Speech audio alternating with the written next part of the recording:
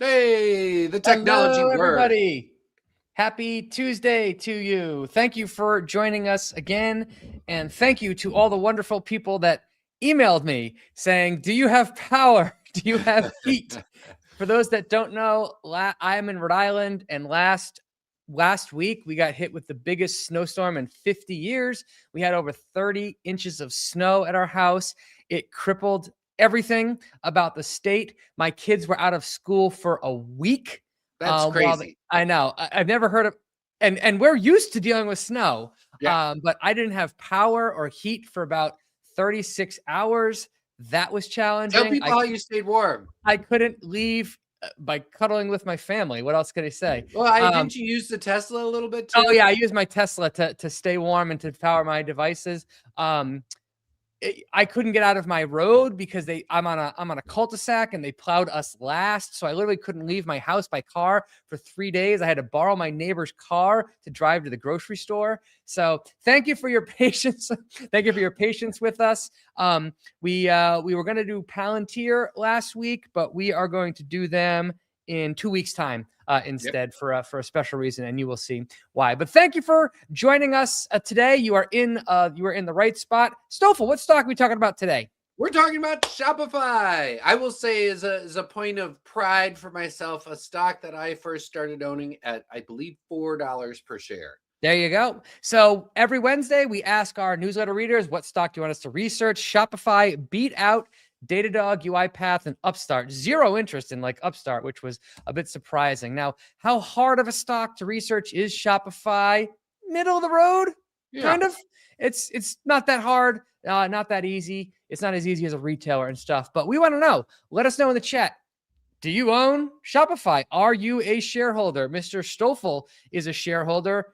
I'm a shareholder in this stock, have been for at least 6 years. Now, it's been good to me. It's been great to you. You were in far earlier than I have. Yeah, and I'm not alone. Olivier and Elizabeth Alvaro own it. Ari. Then we got a bunch of people who don't own it too.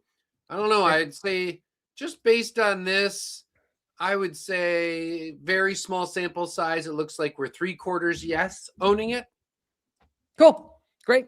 Those that don't know me, my name is Brian Feraldi. I've been investing in stock market for about 20 years. There are my returns over the last 14 years or so. I'm the blue line. And here are my returns. This was as of the end of the year. Last year, my results are in the green line. The S&P 500 is the red. The yellow is the NASDAQ composite. And we are here to teach you how to research a stock from scratch using Shopify as an example. Now, we are going to be using Stock Simplifier to do this. If you've joined us before, we are actually stopping selling the version of Stock Simplifier that you are about to see us do. We don't want you to buy it. We don't want you to buy it as of today. We'll explain why at the end.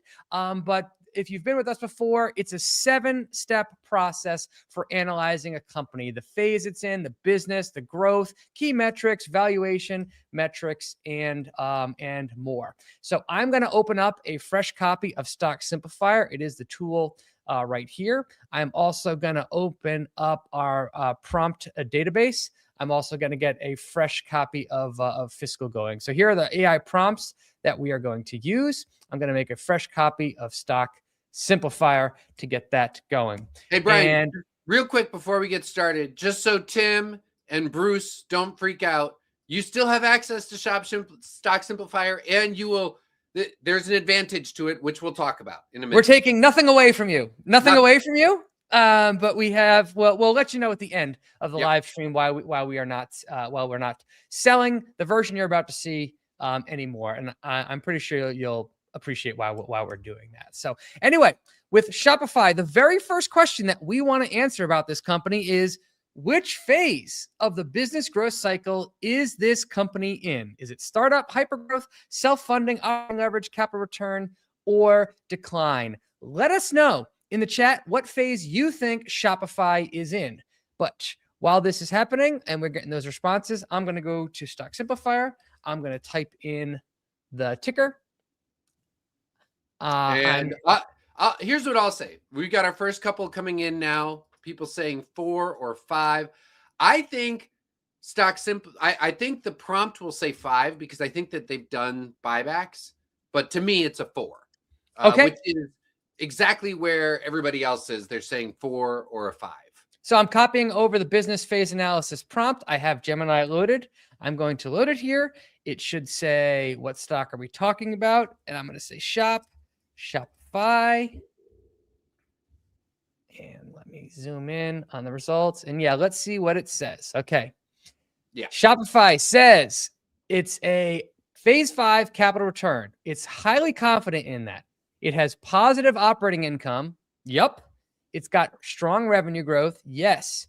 And it has $2 billion in share repurchase authorization as of February of 2026. So it hasn't repurchased yet, but it has them authorized. So like, I say 4, but I get why this says 5. Well, let's double check since we're here. AI is very useful, but we're going to double check by clicking on financials, cash flow statement, and we're going to go back to buybacks, purchase Down a little bit more. Yeah, there you go. purchase Net common shares.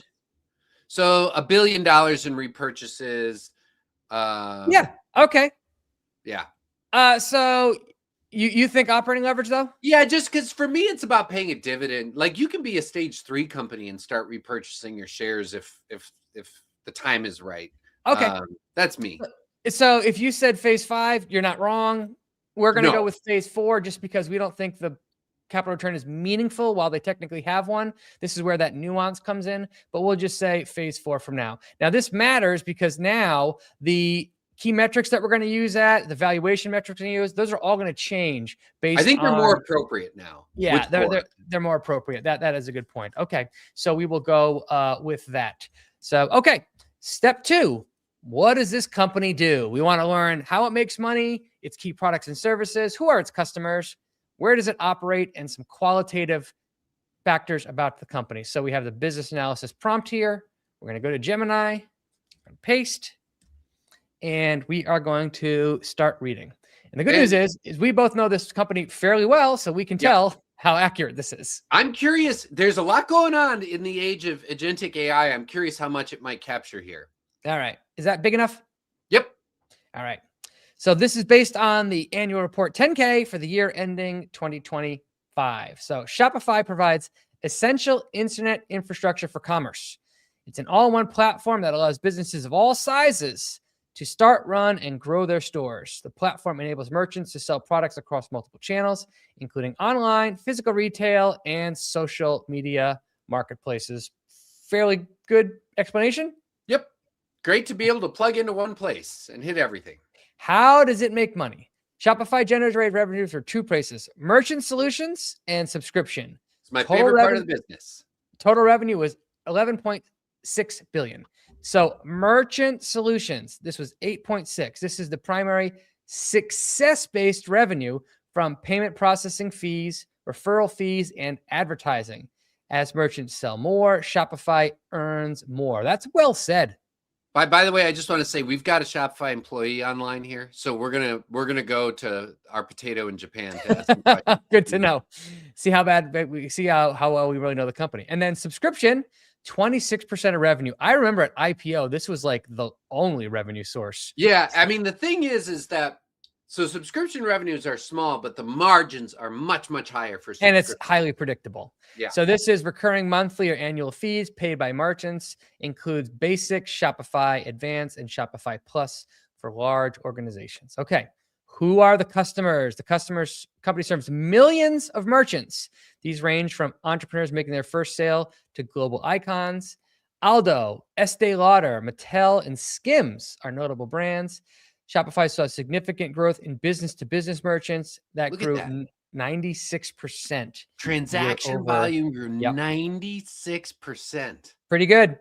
Where does it operate? Shopify operates globally through North America, though North America remains its dominant market. 73% of revenue, 44% from the US specifically. It is a Canadian company. Europe, Middle East, and Africa, 16%, and Asia Pacific is 11% of revenue. Time for some qualitative factors. Yeah, how often do customers buy? Shopify has a highly recurring revenue model. Subscription fees are paid monthly or annually, providing a monthly recurring revenue, which is $205 million in monthly recurring revenue. That's small. That's a small base, but that's the part that's high margin and guaranteed. Yep. And it's every time a company makes a purchase. Can Shopify raise prices? Yes. Shopify demonstrates pricing power through direct plan increase and a take rate expansion. In 2025, the company maintained 30% revenue growth despite competitive pressures. More merchants are adopting higher margin services. Shopify Payments now processes 68% of total transaction volumes, up from 64%. So Shopify Payments are taking share on their own platform. Good. Let me say something real quick about this too. This is magic because Shopify, I can't remember if it was a year or two ago, they said, we're raising the prices on our subscription plans. And for some of them, it was a significant increase. And not only did nobody leave, but they kept on growing the number of merchants without batting an eye. And the thing is, obviously they can't abuse that, but that is a huge gross profit driver that they can pull when they need to. There you go. All right. What happens in a recession? Shopify's business is sensitive to consumer spending, which can fluctuate in a downturn. Management notes that tariffs and geopolitical landscape have forced merchants to adapt, often by moving more of their business to Shopify's efficient digital tools. Companies moved towards profitability by design. $1.5 billion operating income for 2025 provides a much larger cushion than it had in previous cycles. So I'm guessing that I still think they would hurt in a downturn. They're big enough now. Like before, they were so small that no matter what, they could keep growing. But I think they would hurt it with a 2008 type deal. Right. So, and the 2020 that recession, I mean, it was a boost to companies like this, obviously. But they have had no problem growing after that fact. They've 4x'd since COVID, which is kind of bananas. And let's double check those key numbers. So subscription revenue 2.7 and 8.8. So Gemini got that right. US revenue is 7.3 billion. So US is closer to 60%. It said 40. EMEA is the second biggest. Europe, Middle East, and Africa is that. APAC and stuff like that. So it got those largely correct, but a couple off. Now it is worth looking at this. Look at that gross profit there. Do you see subscriptions? They're that tiny part of revenue, but they're still 40% of gross profit. So they're 2.2 billion in gross profit for subscriptions, even though they're only like 10% of revenue. Right. Yeah, good point. Okay. So we have that. So what do you guys think? Is this an attractive business? So red, I'm confused, not a good business. Yellow looks okay. Green, very exciting business. How do you guys rate that? Let us know in the chat what you would say to that. And what would you say, Stoffel? Red, yellow, green? I think it's green. And here's the big reason why, Brian, is that it is a combination of flat rate, monthly based, and usage based. And I think when you can combine those two things, that's very powerful and anti-fragile. Totally. And I'm not alone. It seems like literally everyone who's responded so far, my goodness, I don't know if I've ever seen. Oh, we got a 1. Janie, way to come through for us. I know Janie. Well, at least they understands. Yeah. Yeah. Hard pressed not to really like this business. Lots of very attractive things about it. Okay. Next question. Moat. Does Shopify have a moat? There are 5 sources of moats: network effects, switching costs, low cost production, intangibles, and counter positioning. There's a current moat state. Is it none, narrow, or wide? And the all important moat direction. Is it shrinking, stable, or widening? So would love to know from the chat, what would you guess is Shopify's primary moat source? If you had to pick one, primary. It could have multiple ones. Maybe you think it has several of them, but if we forced you to say, what do you think is this company's primary moat source? Would love to know what people say. While we're waiting for those answers to come in, I'm going to do the moat. I'm going to ask Gemini the same question and see what it says. All right. We've got a couple coming in. I agree with what everybody has said so far. There you go. Lots of switching costs. So moat analysis. Wide current moat. The moat direction is widening. So it's wide and widening. That's best case scenario. Some people say network effects too. This says network effect and switching costs. Shopify has established itself as the operating system for e-commerce, 14% share of U.S. e-commerce growth merchandising volume, and a massive ecosystem of 13,000 apps. That's where some network effects come in. High gravity for its 5.1 million merchants. Its dominance is underpinned by 30% revenue growth, massive scale, 10 consecutive quarters of double-digit free cash flow margins. So network effect, wide and widening. Shopify's moat is driven by powerful two-sided ecosystem. As more merchants join, it becomes lucrative for third-party developers to build apps. That in turn makes it more functional of merchants, creating a flywheel. The scale of the network is so large that the first choice for commerce adjacent technology partners, OpenAI for ChatGPT commerce, chose Shopify. Good to know. Here's some supporting information. Great. I agree. This How about isn't this? the big one to me. 87% utilized at least one application beyond the core platform functionality. Now, what I will say is I think, just real quick, I think that's going to become even more important moving forward in the age of agentic AI, because the data that's gathered is going to be really important to things popping up on a question you might ask Gemini. Next, switching costs. Present, wide, and they're stable. Once the merchant integrates their inventory, payments, shipping, and marketing, the friction to go to a competitor like BigCommerce, WooCommerce is extreme. This is especially true for Shopify Plus enterprise customers who often integrate complex back office workflows into the platform. MRR was up 15%. Merchant Solutions was up 70% of revenue. And Shopify's all-in-one platform provides essential internet infrastructure for commerce, helps retrain penetration merchant solutions. Okay. Real quick, there's something new called the Universal Commerce Protocol or something like that, which is a standard way of listing things that it's supposed to become the protocol for agentic AI. And Shopify actually wrote this. It's for the whole industry, but they wrote it with Google. And that's going to be what's kind of used moving forward. Right, writing the rules is a good thing if you're writing the rules. Yeah. Okay. Intangibles, it says present and stable. They're narrow. Shopify's brand is synonymous with modern e-commerce, allowing to capture 30% of the market. Its Shop Pay accelerates its intangible assets that improve conversions by up to 50% versus guest checkout. Okay. 30% of the e-commerce platform, Shopify Pay, and Shopify Pay increases conversion rates. I will say anecdotally, Shopify is like one of the biggest advertisers on YouTube. And in my house, YouTube reigns supreme. Like Shopify has been a major Mr. Beast advertiser for a couple of years now, and they continue to renew that. So obviously that's working for them. So I would say the Shopify brand is quite strong, especially with, I'm going to start a new company. What do I go with? Like Shopify has got to be your first card. Low cost production. This says no. While they have immense scale, it does not fundamentally operate at a lower cost than its peers. Its R&D and sales and marketing are high. Why is that? Gross margin is low, operating expenses are high, and the biggest risk is operating pressure. Do you agree with that? I do. I don't see where there's low cost production is usually not a thing when it comes to software companies, right? Like, so I get it. Okay. Now this next one I think is actually quite important too.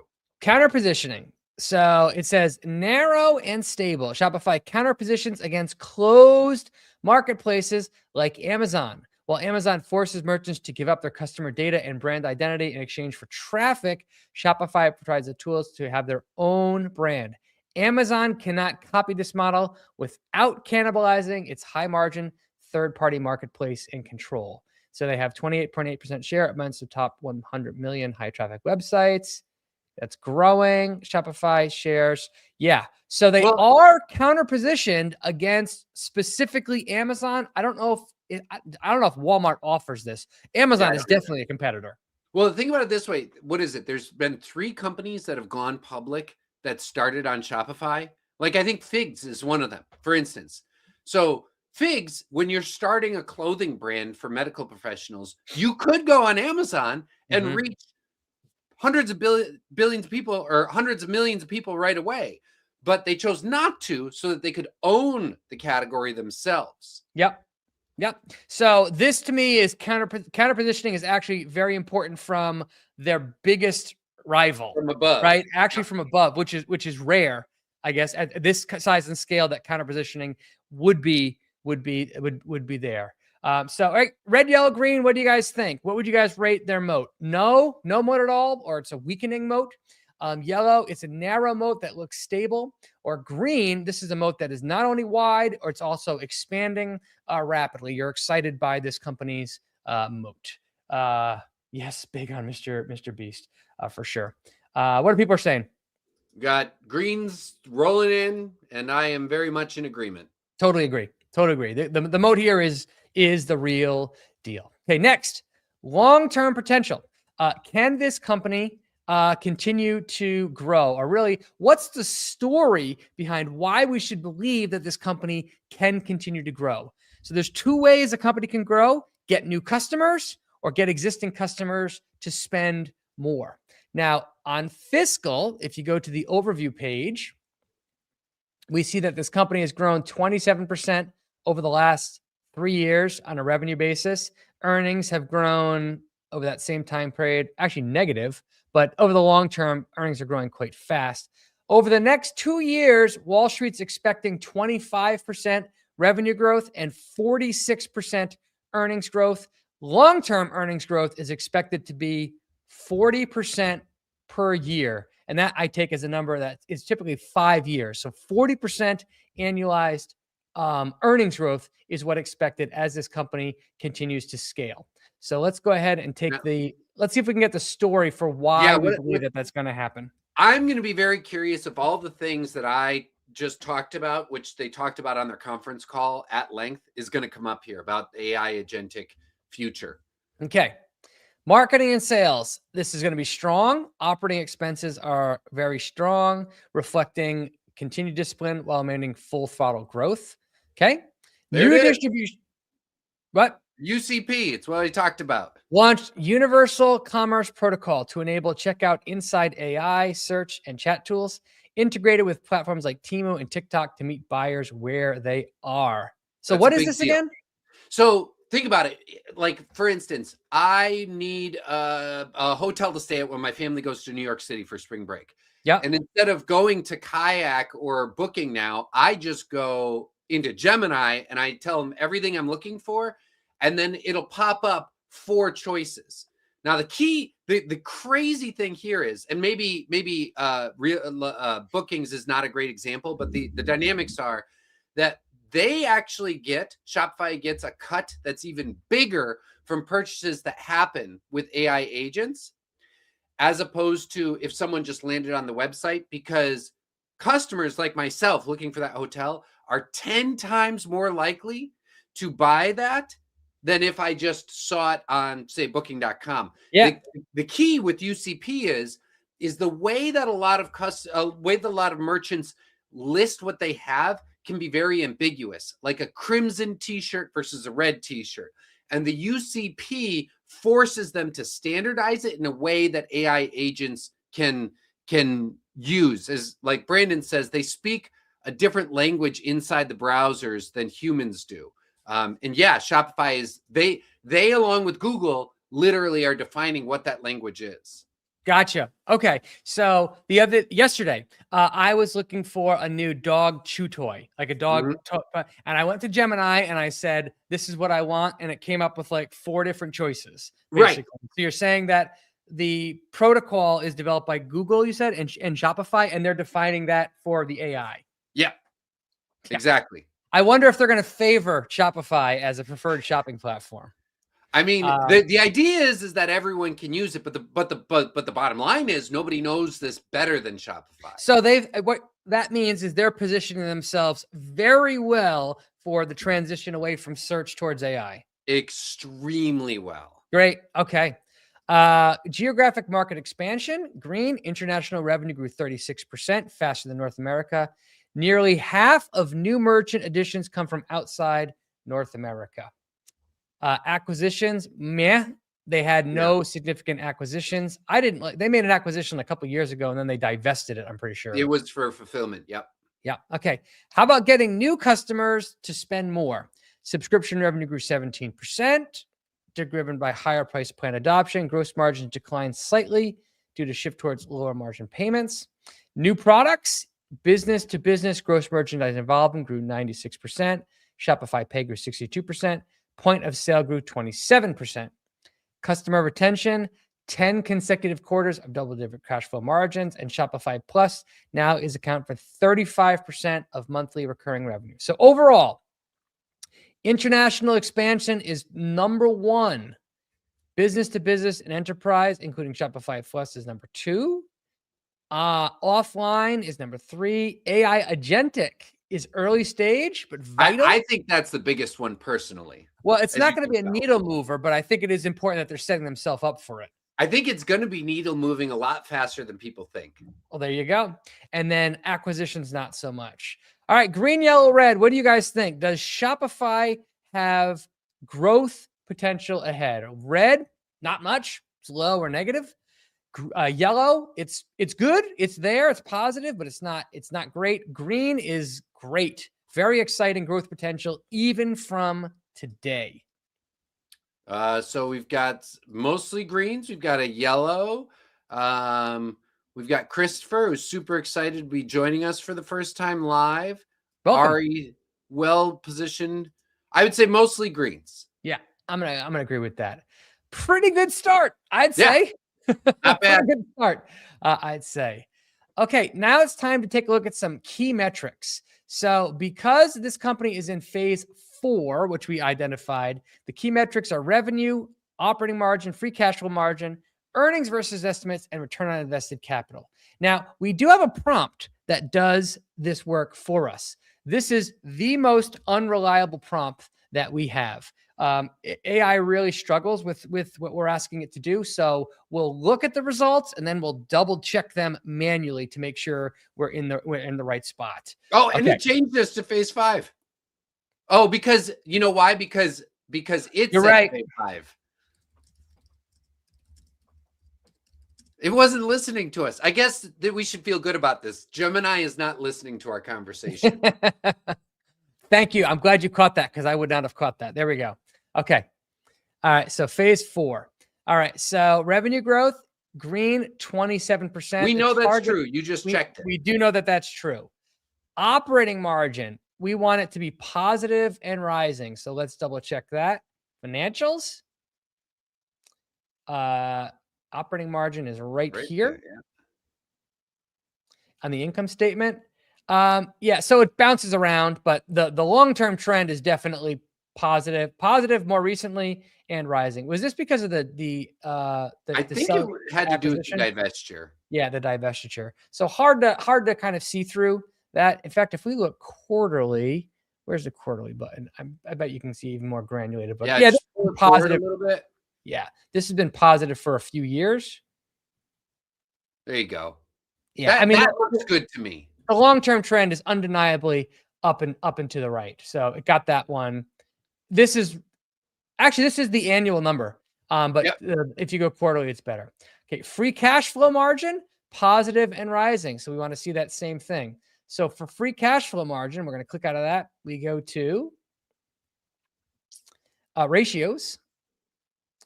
And then we go to margins.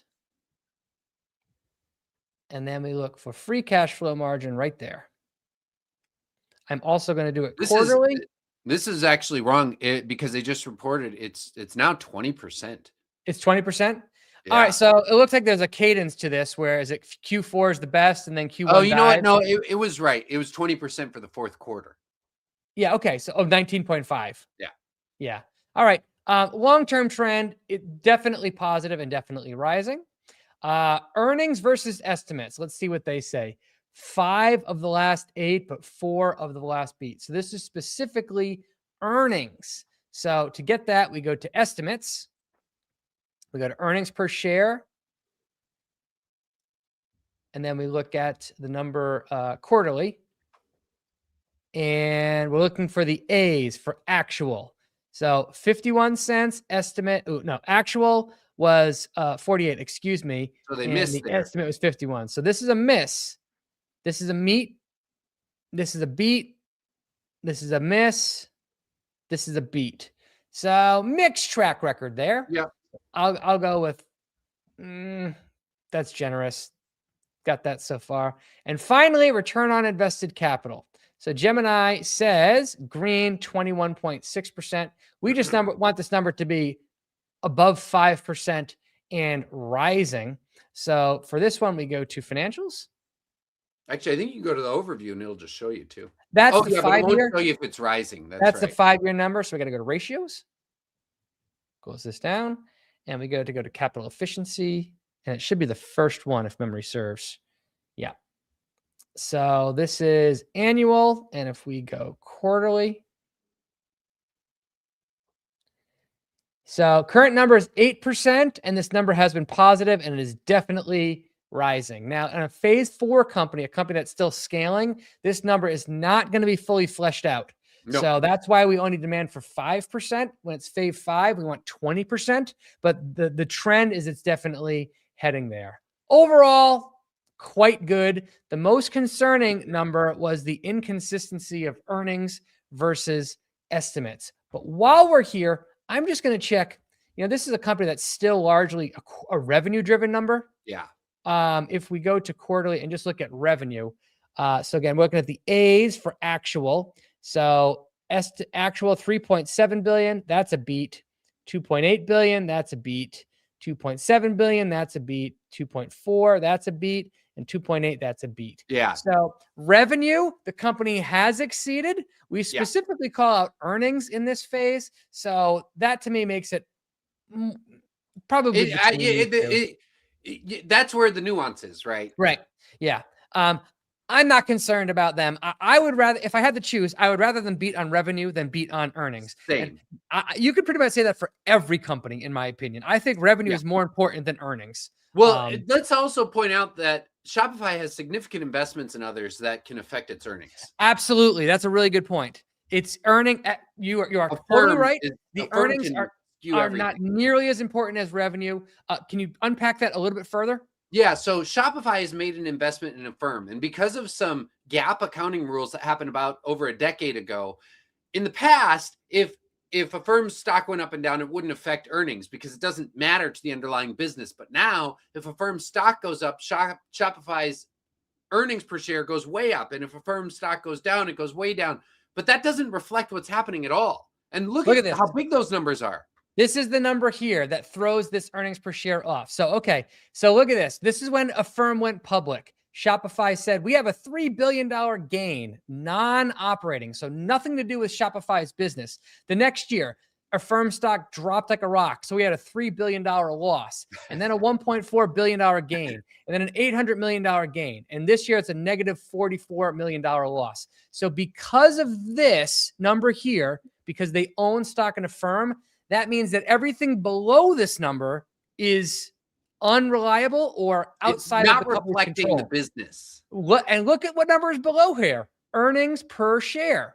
So Shopify is a bit of a nuanced case when, I would say operating profit, this number here, because it's above that non-operating income, this is the number that really shows the business growth for profits, not earnings per share.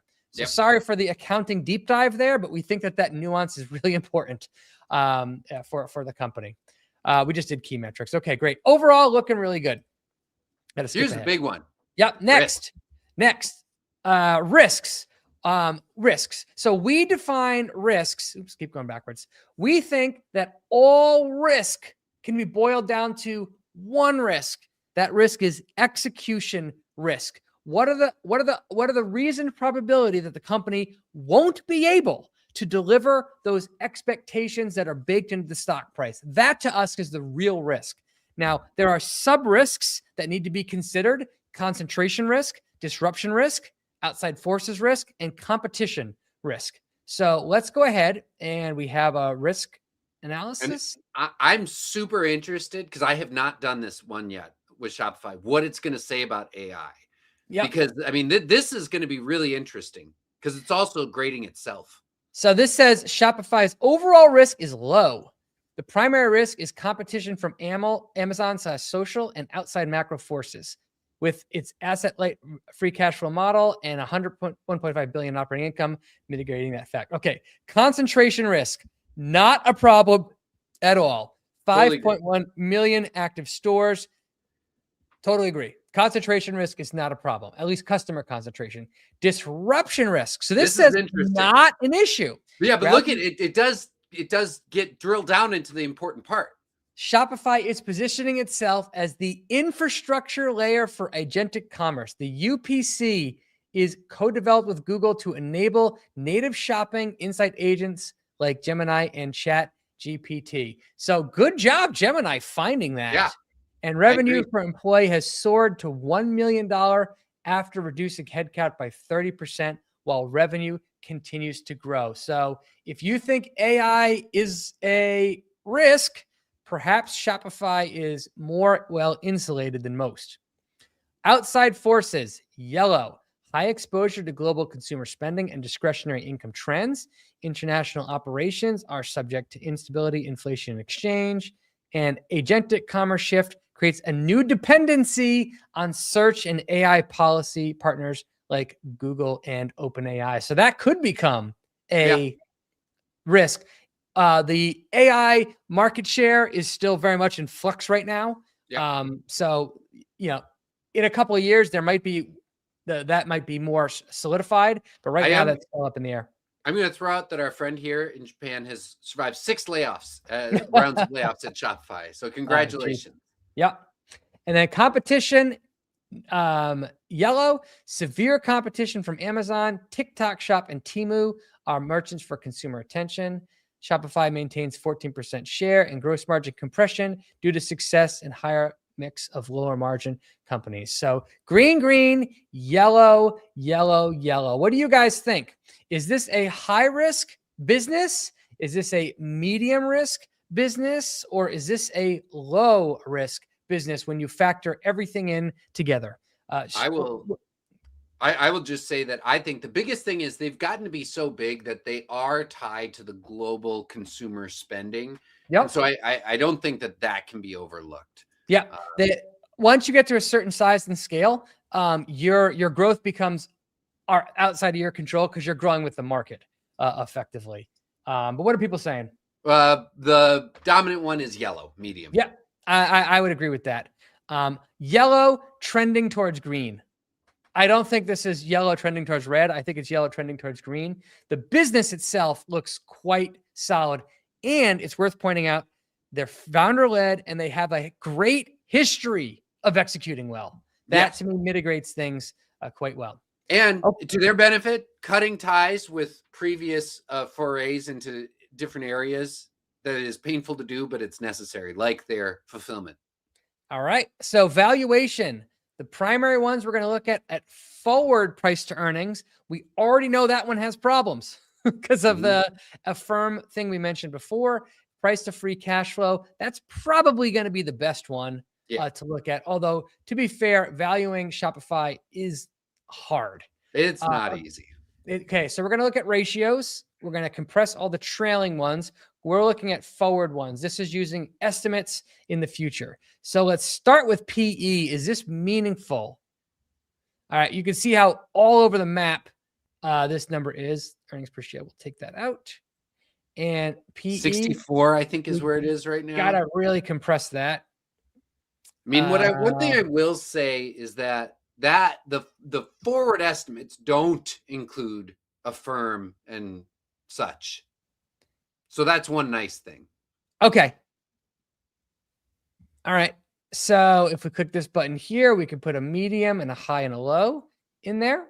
So, okay. So this company usually trades at about 72 times forward earnings, currently 64, as low as 40. No one's calling that cheap. Nope. That is not cheap in absolute terms. By contrast, the S&P 500 is 22-ish. I think it's a little bit higher now, but 23, 22 to 25-ish. So about 2 to 3 times as expensive as the S&P 500. Okay, let's hide that one for now, and let's do the price to free cash flow. And we'll pull that one up. Come on, click. There we go. There we go. Okay. Price to free cash flow. So we got a big, huge thing here to kind of wipe out. So let's go ahead and move this forward to neutralize that thing. 60 times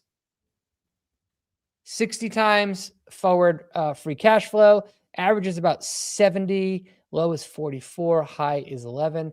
You know, since we're here, Stoffel, we might as well do price to sales as well. Sure.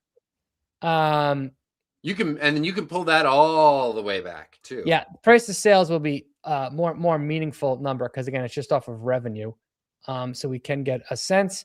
Now, Shopify has a gross margin in the 40s, something like that. Right.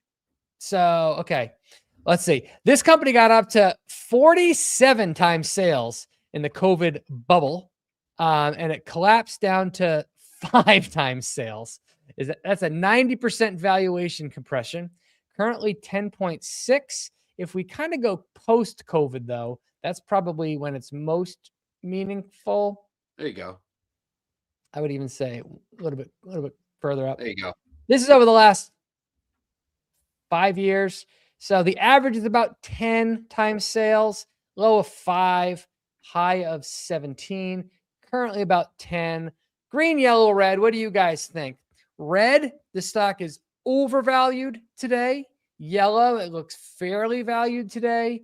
Green, it looks cheap compared to its historic norms. Would love to know what people think about the valuation today. What do you think, Brian? I'm curious what your take is. I would rate the forward price to PE again, assuming it does not include those affirmed stock things, throwing that off, which makes sense to me. If you're estimating, you're just going to assume that that's not a thing. I would say fair there, and I would also say fair on a price to free cash flow basis. If you ask me on price to sales, I would also say fair. I mean, we have a pretty wide band of 20% within median. Even though the stock is down 30%, I would not rate this stock as cheap by any measures. It doesn't deserve to be cheap. I mean, look how well it did on everything else. Premium stocks like this do trade at a premium, and it hasn't got caught as much in the AI carnage as a lot of other companies have. So I would say, if you forced me to choose, I would say yellow. You? Yeah, that'd be where I am. And it's worth noting that we know this from their decisions about layoffs, that they are focused on optimizing. Our friend says that during that pandemic peak, John Legend came and gave a private concert for all the Shopify folks. But these days, it's all about free cash flow optimization. There you go. All right, we are at the end here, but we do have another prompt to run, the sentiment analysis prompt. This kind of takes a look at, well, what's the sentiment on Wall Street right now?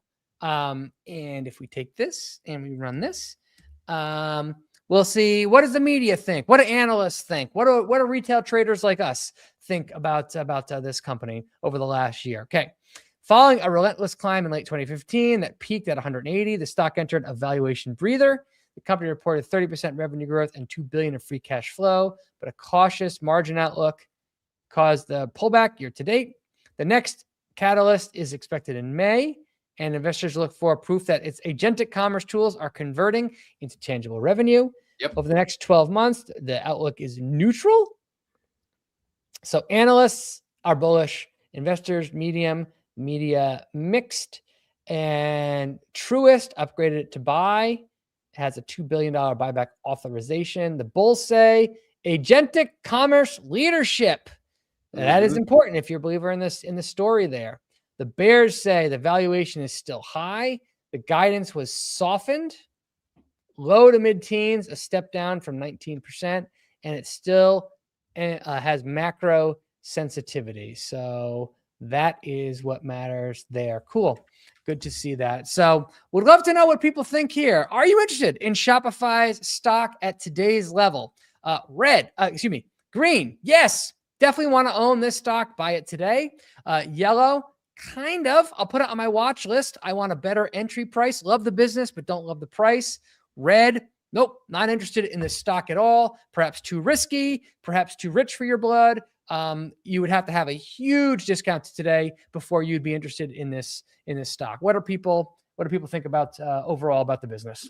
What I've got is, I mean, it's kind of all over the place. We've got a couple no's and reds. We've got some yellows, not till cheaper, and then we do have some greens as well.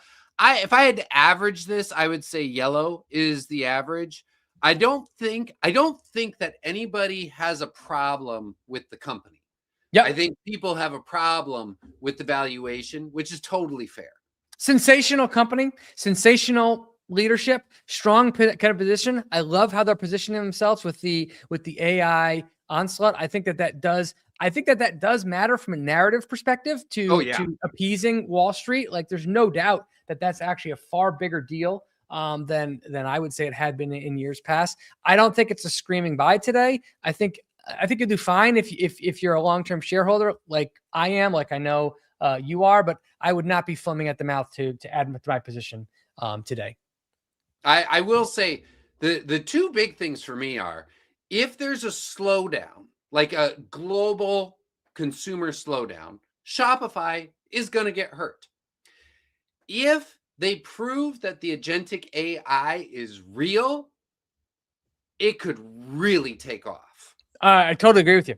Yep. I And totally I agree mean, with you. it could really, Yeah. you could see 200 quick. Yep.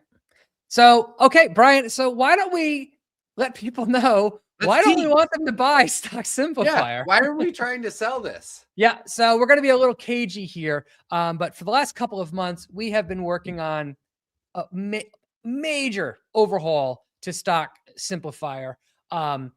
It's not ready for us to unveil as of yet. We will give you a sneak peek of what we've been working on. Let's just say that for the last year, I have everyone that buys Stock Simplifier, they get invited to a one-on-one call with me to chat with me. And everyone that jumps on that call, I say, what do you like? What do you not like? How could it be improved? And for the last essentially year, we've been documenting things that people don't like and things that people do like. And I think we have an update coming that is going to really fix all of the concerns that we've gotten about the current version of Stock Simplifier. So to give you a sneak peek of what this thing looks like, here's what the current thing is going to look like. There is no more copying and pasting prompts. There is the ability to save your work. There's ability to return to your work. Tons of good things are coming your way. So it's in beta mode right now. It is not yet ready to be unveiled or for people to purchase. We are working on all the back office stuff right now, but we've shown it to some people in our premium communities, and so far the feedback has been fantastic. So, yeah. I'll put it to you this way. So Feroldi has been building this for months, and he wouldn't show it to me until this last Friday. This last Friday was the first time I got a chance to do it.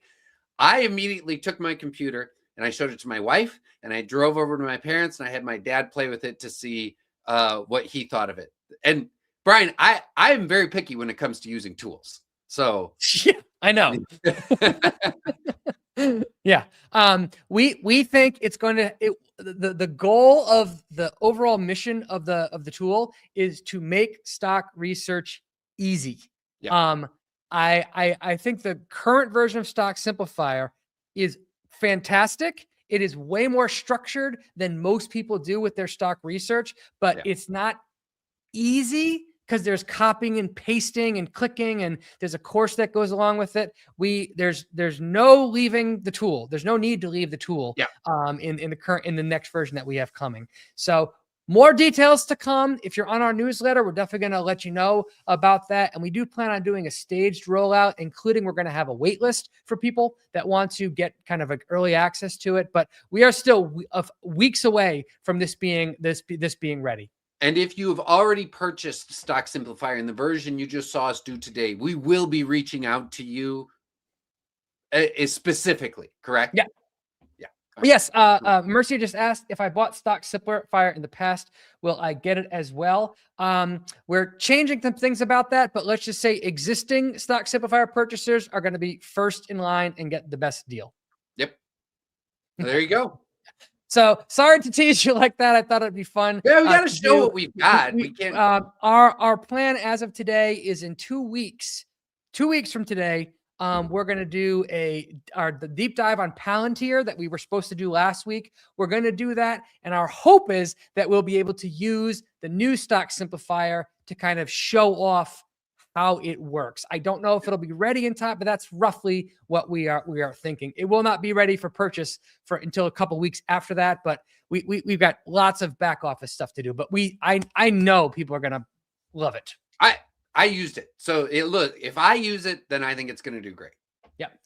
Well, where can past Tuesday live sessions be found? On my YouTube channel or on Stoffels' YouTube channel. If you click over to the live tab, everything that we've done there previously has been there. Well, thank you guys so much for joining us. If you're on our newsletter, we're going to show 4 stocks tomorrow for you guys to vote on for us to do next week. And then join us 2 weeks from now, where we hope to unveil the new stock simplifier and show you all the details that are built in. So I think you're going to really like that.